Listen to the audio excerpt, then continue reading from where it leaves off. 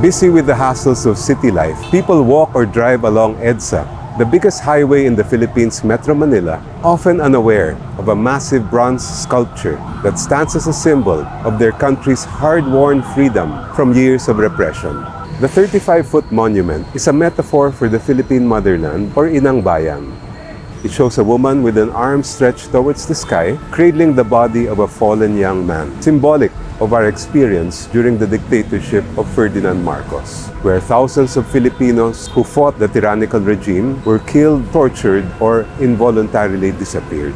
The Inang Bayan Monument is a part of the Bantayog ng mga Bayani, or simply Bantayog, a center that honors the martyrs and heroes who struggled against the Marcos dictatorship. The Bantayog was organized in 1986 after the Marcoses fled the country in disgrace. It was designed to honor those who struggled against the Marcos dictatorship, regardless of party affiliations or political beliefs. A central part of the Bantayog is the Wall of Remembrance, on which are etched the names of the martyrs and heroes killed or who risked their lives to resist the dictatorship. Families of these martyrs and heroes come to Bantayog to honor their relatives and to tell young Filipinos of the struggles and challenges of fighting a repressive and authoritarian regime. The Bantayog also serves as a historical research center, putting together information on individuals and events about the various movements that formed part of the anti-dictatorship resistance. A Bantayog Museum offers a visual narrative of key events, beginning with Ferdinand Marcos's rise to power in the mid-1960s, his declaration of martial law in 1972, the emergence of the resistance that eventually led to people power, and the fall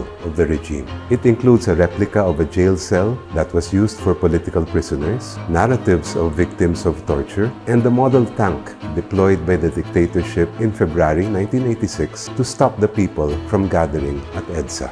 The Bantayog regularly hosts historical tours for students, teachers, and other visitors, and holds events to commemorate the heroic struggle of the people to defeat the dictatorship. It is also a gathering place for the youth, members of non-governmental organizations, and civil society, as well as other sectors of society. The Bantayog is the Filipino people's memorial to their resistance and resilience. It is the only private organization in the Philippines dedicated to keeping the memories of these heroes and martyrs alive and accessible to present and future generations of Filipinos. It has been 51 years since Ferdinand Marcos Sr. declared martial law and 37 years since the Filipino people overthrew the dictatorship that he established. With the recent return of the Marcoses to power, Bantayog faces a critical challenge. The truth of the Marcos dictatorship, which is literally chiseled in stone at the Bantayog Memorial, is under attack from those who want to whitewash the regime's abuses and to portray that period as the Philippines' golden era.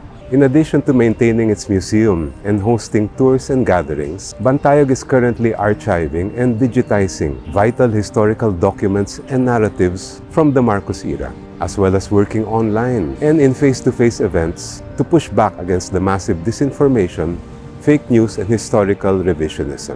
But we need your help. Bantayog depends on donations for its operations and activities. Without your support, Bantayog will not be able to fulfill its mandate of ensuring that present and future generations of Filipinos never forget the atrocities, abuses, and plunder that happened during the dictatorship, and that we never lose our rights and freedoms again.